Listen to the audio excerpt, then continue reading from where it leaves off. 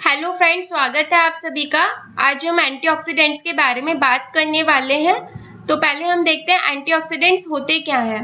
तो एंटीऑक्सीडेंट्स कुछ ऐसे सब्सटेंसेस होते हैं जो कि हमारी बॉडी के अंदर प्रोड्यूस होते हैं, जो फ्री रेडिकल्स के अगेंस्ट काम करते हैं। तो अभी फ्री रेडिकल्स क्या होते हैं? फ्री रेडिकल्स कुछ ऐसे टॉक्सिक सब्सटेंसेस हमारी बॉडी में होते हैं जो कि हमारी बॉडी में जब डिफरेंट टाइप की रिएक्शंस होती हैं, जैसे फैट का, प्रोटीन का, कार्बोहाइड्रेट का, या फिर कोई भी मॉलिक्यूलर लेवल पे कोई रिएक्शन होती है, तो कुछ ऐसे टॉक्सिक सब्सटेंस उत्पन्न होते हैं जो कि हमारी बॉडी को नुकसान पहुंचाते हैं। तो वही जो सब्सटेंसेस होते हैं उनको हम फ्री रेडिकल्स बोलते हैं। अब इन फ्री रेडिकल्स को जो खत्म करने का काम करते हैं, जो सब्सटेंसेस होते हैं, वो एंटीऑक्सीडेंट्स कहलाते हैं।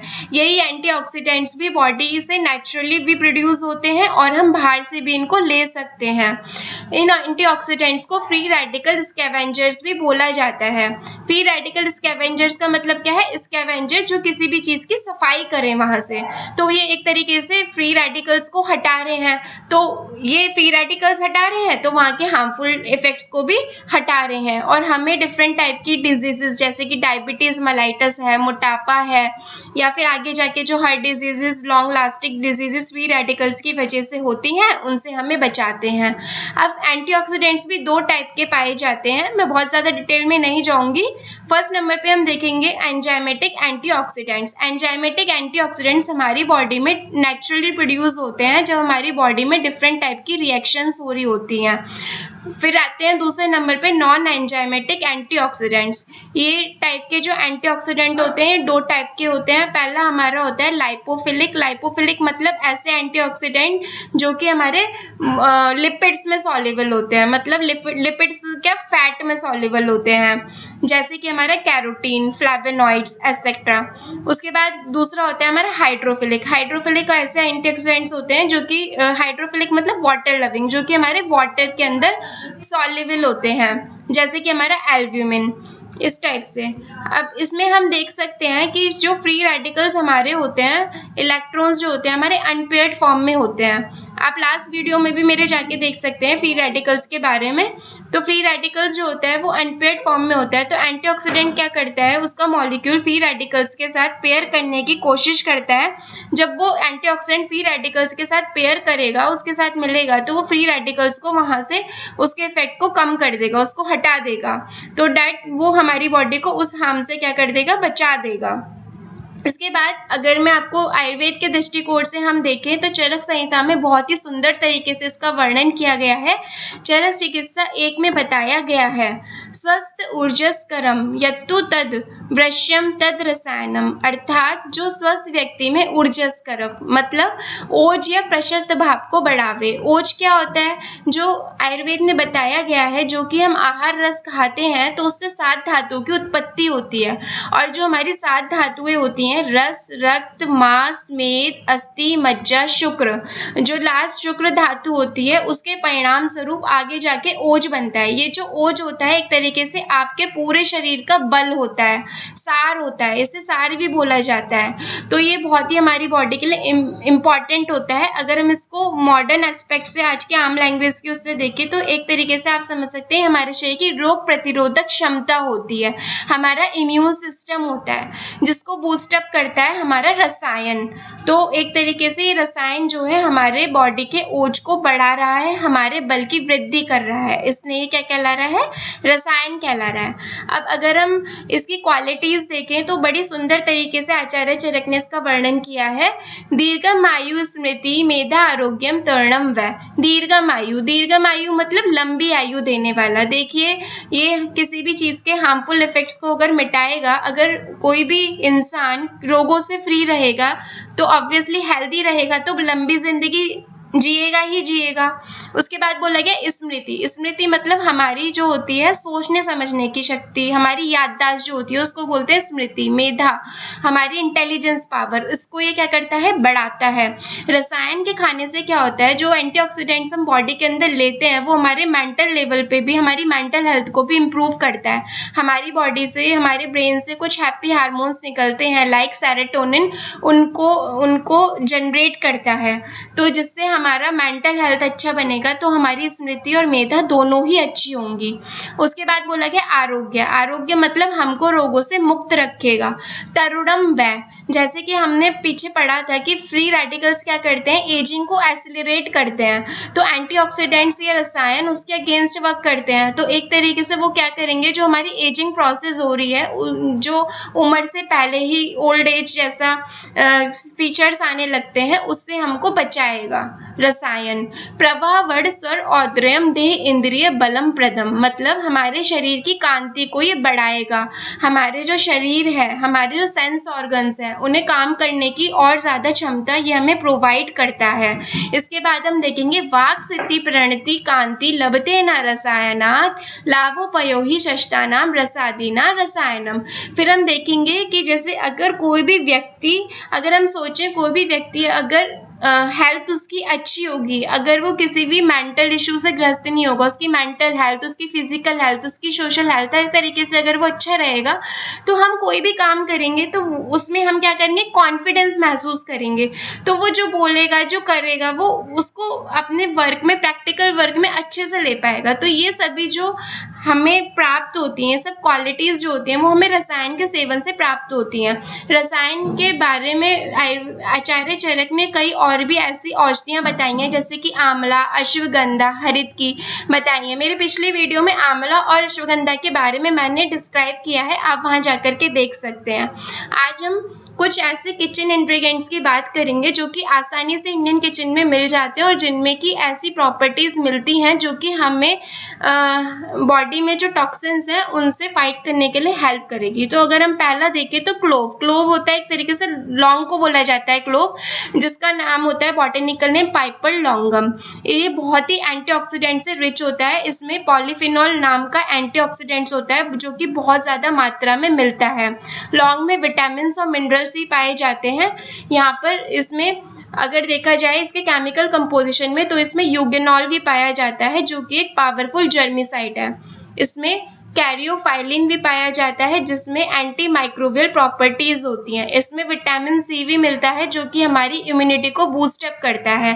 अगर हम आयुर्वेद के दृष्टिकोण से देखें, लौंग को लवंग भी बोला जाता है।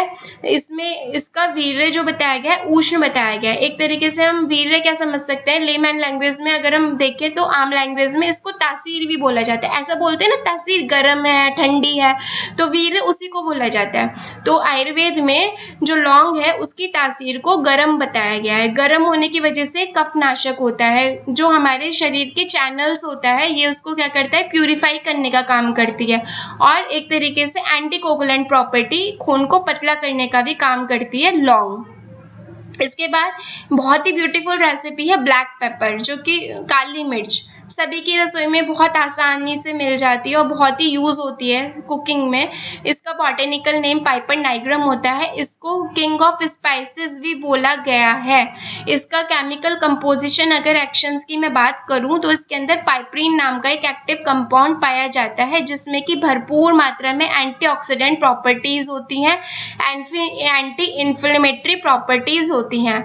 फ्रेंड्स, अगर मैं आपको एंटी इन्फ्लेमेटरी बताऊं तो एंटी इन्फ्लेमेटरी आम भाषा में हम समझ सकते हैं किसी भी कहीं पर इन्फ्लेमेशन हो गया। अब वो इन्फ्लेमेशन क्या होता है, इन्फ्लेमेशन आप इसके 5 साइंस बताए गए हैं, जैसे कि रेडनेस, कहीं पर हमें रेडनेस हो रही है, वहां पर हमको हीट महसूस हो रही है, हमको पेन भी हो रहा है, वहां पर स्वेलिंग भी हो रहा है, और इन चारों की वजह से किसी भी ऑर्गन का कोई भी, जैसे हमारे हैंड में ये 4 चीज हुई तो वहां की फंक्शन का लॉस हो जाना, मतलब उससे हम काम नहीं कर पा रहे, तो ये साइन होते हैं हमारे इन्फ्लेमेशन के। तो ये साइन हमको डिफरेंट टाइप की बोन डिजीज में भी मिल सकते हैं, जैसे कि अर्थराइटिस टाइप। तो इन सब चीजों के अगेंस्ट काम करता है, एंटी इन्फ्लेमेटरी वर्क करता है। उसके साथ पाइपरीन के साथ इसमें कुछ एसेंशियल ऑयल्स भी पाए जाते हैं, जैसे कि लिमोनिन और कैरियोफाइलिन, जो कि इन्फ्लेमेशन के अगेंस्ट काम करते हैं, जो कि हमारी बॉडी में कोई भी डैमेज हो रहा है, सेलुलर डैमेज, उस पर वर्क करते हैं। इसके बाद अगर हम बात करें स्टडीज की, तो रिसर्चेज हुई हैं ब्लैक पेपर के ऊपर, जिनसे पता लगा है कि जो बीटा कैरोटीन नाम का एक कंपाउंड जो कि ग्रीन लीफी वेजिटेबल्स और फ्रूट्स में पाया जाता है, जो कि कन्वर्ट करता है बॉडी में विटामिन ए में कन्वर्ट हो जाता है। बीटा कैरोटीन विटामिन ए में जाकर के कन्वर्ट हो जाता है, उसके एब्जॉर्प्शन को ये बॉडी के अंदर बढ़ाता है बीटा कैरोटीन के। तो हम इससे समझ सकते हैं कितनी अच्छी और कितनी इंपॉर्टेंट हमारी रेमेडी है। इसके बाद स्टडीज में ये भी पाया गया कि हमारा जो टर्मरिक हल्दी जो कि आसानी से सभी किचन में मिल जाता है, इसमें कुरक्यूमिन नाम का एक्टिव कंपाउंड पाया जाता है जिसके एब्जॉर्प्शन को ये इम्प्रूव करता है। ब्लैक पेपर में एंटी हिस्टामिनिक प्रॉपर्टीज भी होती हैं। एंटी हिस्टामिनिक प्रॉपर्टीज से मतलब हमारी बॉडी के अंदर मास्ट सेल्स होती हैं जिनको एक तरीके से जो इम्यूनिटी को मेडिएट करती हैं, तो वो हिस्टामिन का सीक्रेशन करती हैं जब कोई भी हमारा बाहर से कोई भी अलग रेस्पॉन्स होता है, कोई भी फॉरेन रेस्पॉन्स होता है। तो जैसे हमको स्नीजिंग होती है, कफिंग होती है, कोई ऐसे जो हमारे इम्यून सिस्टम को हार्म करें तो उसके अगेंस्ट वर्क करते हैं। और इसके अलावा जो हमारी ब्लैक पेपर होती है वो हमारे बॉडी के ब्लड के कोलेस्ट्रॉल को और एलडीएल लेवल को, लो डेंसिटी लाइपोप्रोटीन, एक टाइप के फैट होते हैं जिनको कम करने में हमारी मदद करता है। तो हम इन चीज़ों से समझ सकते हैं कहीं ना कहीं काली मिर्च जो है हमें ओबेसिटी, जो आजकल बहुत कॉमन प्रॉब्लम हो गई है, मोटापा, कहीं ना कहीं वो उससे हमें छुटकारा दिलाने में काफ़ी हद तक हमारे मदद कर सकता है। इसके आगे हम देख सकते हैं टर्मरिक जो होता है हल्दी, हर किचन में, इंडियन किचन में, हर किचन में आराम से मिलता है। इसके अंदर जो एक्टिव इंग्रेडिएंट होता है कुरक्यूमिन होता है। कुरक्यूमिन में भी क्या होती है, एंटी इन्फ्लेमेटरी, एंटीऑक्सीडेंट मात्रा प्रचुर मात्रा में पाई जाती है। एक बहुत ही इंपॉर्टेंट बात करना चाहूँगी कुरक्यूमिन के बारे में। कुरक्यूमिन जो है एक फैट सॉल्युबल कंपाउंड है, हमारा फैट सॉल्युबल कंपाउंड है। जैसे कि हमने पीछे बात की थी नॉन एंजाइमेटिक एंटीऑक्सीडेंट्स के बारे में, जो कि जिसमें कि हमारे लाइपोफिलिक नेचर के एंटीऑक्सीडेंट पाए जा रहे थे। तो कुरक्यूमिन आप एक उनमें से समझिए। देखिए पुराने ज़माने में ऐसा बोला जाता था हल्दी का दूध पीना चाहिए। किसी ने ये तो नहीं कहा कि पानी के साथ हल्दी को लेना चाहिए। क्यों? क्योंकि उसके पीछे एक लॉजिकल रीज़न है। क्योंकि हल्दी जो है अगर दूध के साथ उसको पियेंगे तो बेटर वे में वो कंबाइन होकर हमारी बॉडी में काम करेगी। इसलिए ये कुरक्यूमिन को हमेशा किसी भी फैट के साथ लेना चाहिए। और दूसरा, हमने पीछे अभी पढ़ा ब्लैक पेपर के बारे में कि उसमें पाइपरिन नाम का एक कंपाउंड मिलता है। तो पाइपरिन नाम का कंपाउंड क्या करता है, कुरक्यूमिन का एब्जॉर्प्शन को बढ़ाता है। तो इससे हम ये समझ सकते हैं कि हम कभी भी कोई भी रेसिपी बनाएं जिसमें हम हल्दी का प्रयोग कर रहे हैं तो हमको कोशिश करनी चाहिए कि हमें हल्दी के साथ ब्लैक पेपर का भी वहाँ पर यूज़ करना चाहिए, सो जो हमारी हल्दी है उसकी जो मेडिसिनल प्रॉपर्टीज हैं, जो उसका इफेक्ट अच्छा हमारी बॉडी पे पड़ सकता है, वो हमारी बॉडी पे और अच्छा इफेक्ट कर पाए। तो ये चीज हमको ध्यान रखनी है आगे से।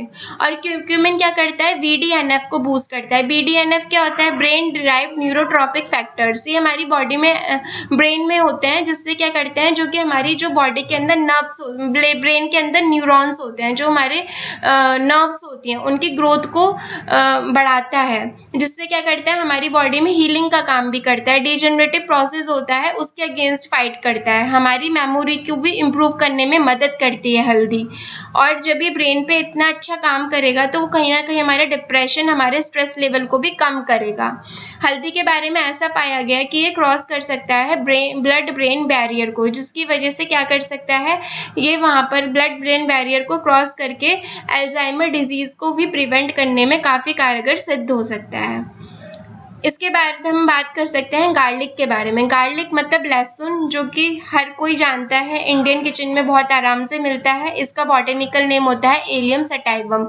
इसमें अगर हम केमिकल कंपाउंड की बात करें तो गार्लिक में एलिसिन नाम का एक कंपाउंड पाया जाता है। अगेन इसकी एंटी इन्फ्लेमेटरी प्रॉपर्टीज, तो हमने देखा कि एलिसिन में एंटी इन्फ्लेमेटरी प्रॉपर्टीज होती हैं। कुछ स्टडीज ऐसी भी हुई हैं रोडेंट्स के ऊपर की गई हैं कि हमें ऐसा पता चलता है कि ब्लड के अंदर हमारा फीमेल्स में जो हार्मोन होता है एस्ट्रोजन नाम का, उसको बढ़ाता है। तो एस्ट्रोजन कहीं ना कहीं हमारी बोन हेल्थ के लिए बहुत अच्छा होता है, क्योंकि वो हमारी बॉडी के अंदर कैल्शियम लेवल को बढ़ाता है। तो एक तरीके से गार्लिक जो है हमारी बॉडी में बोन्स के डिसऑर्डर्स के लिए अच्छा है। और मैं आपको एक अपना पर्सनल एक्सपीरियंस शेयर करना चाहूँगी कि अगर हम 1 से 2 कली लहसुन की पानी के साथ, गुनगुने पानी के साथ रोज़ डेली सुबह उसका सेवन करें तो वो बिल्कुल हमारे जो बोन जिनको जॉइंट रिलेटेड पेन रहता है उसमें वो काफ़ी हेल्पफुल रहता है। ये मेरा पर्सनल एक्सपीरियंस है। और यूज़ करने से पहले जब हम लहसुन को छीलते हैं तो उसको कुछ देर हमें एयर के कांटेक्ट में रखना चाहिए, सो डैट जो उसमें एलिसिन नाम का कंपाउंड है वो एयर के साथ रिएक्शन हो जाए उसकी, और तो वो बॉडी में अच्छा इफेक्ट करेगा। इसके बाद अगर हम आयुर्वेद के दृष्टिकोण से देखें, लहसुन जो होता है वो भी उष्ण तासीर वाला होता है, उष्ण वीर्य युक्त होता है। ये भी स्टडीज में पाया गया है, ये हमारे कोलेस्ट्रॉल लेवल को कम करता है। कोलेस्ट्रॉल लेवल अगर कम होगा, फैट्स हमारी बॉडी के अंदर कम इकट्ठा होंगे, तो उससे हमें हार्ट रिलेटेड जो डिसऑर्डर्स होते हैं, जो हमको बीपी की दिक्कत शिकायत होती है लोगों को, हाइपरटेंशन की दिक्कत, या फिर जिनकी धमनी प्रतिचय एथेरोस्क्लेरोसिस, जैसे कि जो हमारी आर्टरीज में जो हमारा फैट जमा हो जाता है, उस सब से हमें प्रिवेंट करता है गार्लिक। तो ये बहुत ही ब्यूटीफुल रेमेडी है, सभी को इसका अच्छे से यूज़ करना चाहिए। इसके बाद अगर मैं बात करूँ तो जिंजर की, कौन नहीं जानता जिंजर को। अदरक के बारे में तो हर कोई जानता है, चाय में लोग आमतौर पर इसे यूज़ करते हैं। अगर हम इसे और अच्छे तरीके से भी यूज़ करें तो इसके मेडिसिनल इफेक्ट्स को हम अच्छे से प्राप्त कर सकते हैं। अगर मैं इसमें एक्टिव इंग्रेडिएंट की बात करूँ तो जिंजर के अंदर एक ऐसा सब्सटेंस मिलता है जिंजरॉल। जिंजरॉल जो होता है, अगेन ये भी एंटी इन्फ्लेमेटरी होता है, इसमें भी एंटीऑक्सीडेंट प्रॉपर्टी होती है। स्टडीज हमें बताती हैं कि जिंजर के अंदर जिंजरॉल 6 नाम का एक कंपाउंड होता है जिसमें कि एंटी कैंसरस प्रॉपर्टीज पाई गई हैं। और जिंजर क्योंकि ये भी उष्णवीर्य होता है, कफ नाशक होता है, तो ये भी कहीं ना कहीं ब्लड कोलेस्ट्रॉल लेवल को कम करता है, हमारे जो लो डेंसिटी लाइपोप्रोटीन से जो फैट्स होते हैं इनको कम करता है। और ये जिन लोगों को एसिडिटी बहुत ज़्यादा रहती है, मतलब खाना खाने के बाद उनको लगता है कि उनको खाना बिल्कुल ऊपर आ रहा है, ऐसा होता है किसी किसी को कभी कभी, तो मैं उन लोगों को बोलना चाहूँगी कि आप क्या करें, 1 से 2 इंच अदरक का टुकड़ा लें, उसको काला नमक या फिर सेंधा नमक बहुत अच्छा रहता है, उसको खाने से 5 से 10 मिनट पहले क्या करें, उसको चबा लें। उसके बाद क्या होगा, आपको जो आप भोजन उसके बाद करेंगे तो आपको ये प्रॉब्लम थोड़ी कम होगी। और जिन लोगों को खाने में टेस्ट नहीं आता या फिर जिनको अरुचि रहती है, ऐसा लगता है खाना देख के कि भूख तो लग रही है पर मन नहीं कर रहा है, तो ये प्रॉब्लम भी उनकी हल हो जाएगी।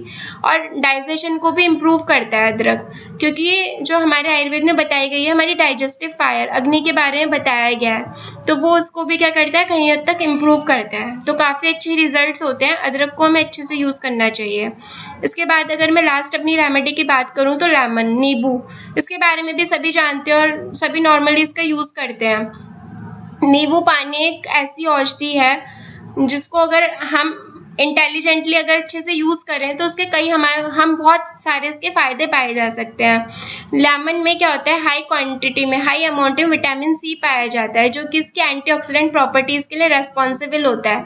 विटामिन सी के बारे में अगर मैं कुछ बोलूँ तो विटामिन सी जो होता है, हमारी स्किन की जो प्रॉब्लम्स होते हैं, जो स्किन रिंकलिंग होने लगती है, ड्राई स्किन होती है हमारी, उससे हमें बचाता है। और जो हमारा सनलाइट से जो हार्मफुल रेडिएशन निकलती हैं उससे हमें बचाता है। इसलिए तो बोलते हैं ना, गर्मियों में नींबू की शिकंजी पीना चाहिए हमने, तो इसलिए बोला जाता है। और लेमन क्या करता है हमारी बॉडी से, ये एक तरीके से डायूरेटिक है। डायूरेटिक क्या है, मूत्रल। इसको अगर पियेंगे तो बार बार हमको क्या आएगा, यूरिन आएगा तो हमारी बॉडी से ऑब्वियसली बार बार हमारी बॉडी से अगर यूरिन निकलेगा तो हमारी बॉडी के जो टॉक्सिक सब्सटेंस होंगे वो भी बाहर होंगे, और ये क्या करता है, चेहरे के ग्लो को बढ़ाता है। रिसर्चेस हमें ऐसा बताते हैं कि लेमन के अंदर पॉलीफिनॉल्स नाम के एंटीऑक्सीडेंट्स पाए जाते हैं जो कि वेट गेन को रिड्यूस करते हैं माइस में, ऐसा स्टडीज में पाया गया है।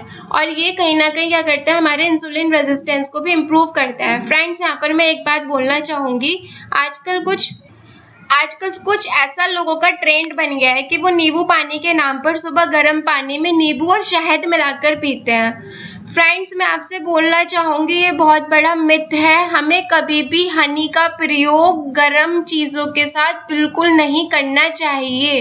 ये एक तरीके से हमारी बॉडी के अंदर गर्विश की तरह काम करता है। गर्विश के बारे में भी मैंने बताया है। गर्विश एक तरीके के ऐसे पदार्थ होते हैं जो कि हमारी बॉडी में पड़े रहते हैं, टॉक्सिक सब्सटेंसेस की तरह फ्री रेडिकल्स का ही काम करते हैं। जी हाँ, इन लोगों को पता ही नहीं है। आजकल लोग क्या करते हैं, सुबह उठते हैं, गर्म पानी में नींबू और शहद मिलाते हैं, सोचते हैं हम पतले हो जाएंगे, पर आपको एक्चुअल में पता ही नहीं है ये आपको पतला नहीं करेगा, ये आपको पतला करेगा ही नहीं, ये आपको बोन डिजीज दे देगा, ये आपको आगे जाके अर्थराइटिस कर सकता है, डिफरेंट टाइप की प्रॉब्लम्स कर सकता है। तो मैं आपसे रिक्वेस्ट करना चाहूँगी, प्लीज़ आप सही चीज़ को अपनाएं लाइफ में। हनी को बिल्कुल भी गर्म चीज़ों के साथ ऐड ना करें। अगर आपको हनी वाटर पीना ही है तो या तो आप उस पानी को गर्म करके ठंडा करें, देन आप उसमें हनी ऐड कर सकते हैं, या थोड़े गुनगुने से में ऐड करें, पर प्लीज़ गर्म पानी में नींबू के साथ हनी बिल्कुल ना पिएं। इसके अलावा मैं आपसे बोलना चाहूँगी, इतनी मैंने रेमेडीज़ की बात की, छह चीज़ों के बारे में बात की। ये 6 की 6 चीज़ें इंडियन किचन में हर कोई जानता है, हर किसी को पता है। देखिए फ्रेंड्स, हर कोई कुकिंग में भी मोस्टली ये चीज़ें हमारे यूज़ होती हैं। बात सिर्फ हमारे यूज़ करने से मतलब नहीं होता, चीज़ को डिफरेंट टाइप से कैसे हम उसको इफेक्टिव बना सकते हैं, ये हमारे ऊपर डिपेंड करता है। हम देखते हैं ना, खाते तो जानवर भी हैं, खाते तो इंसान भी हैं, पर हम में और उनमें फ़र्क क्या है कि इंसानों के पास दिमाग है, इंसानों के पास वो शक्ति है कि वो उनसे अलग होते हैं, वरना खाते और सोते जानवर भी इंसान भी हैं।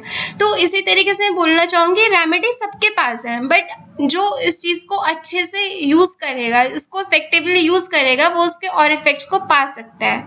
इसी के बाद मैं इस वीडियो को यहाँ पर बंद करना चाहूँगी। आगे हम ऐसी और वीडियोस के साथ मिलेंगे। अगर आपको मेरी वीडियो से रिलेटेड कोई भी क्वेरी है तो आप कमेंट बॉक्स में बिल्कुल पूछ सकते हैं। Thank you, have a nice day.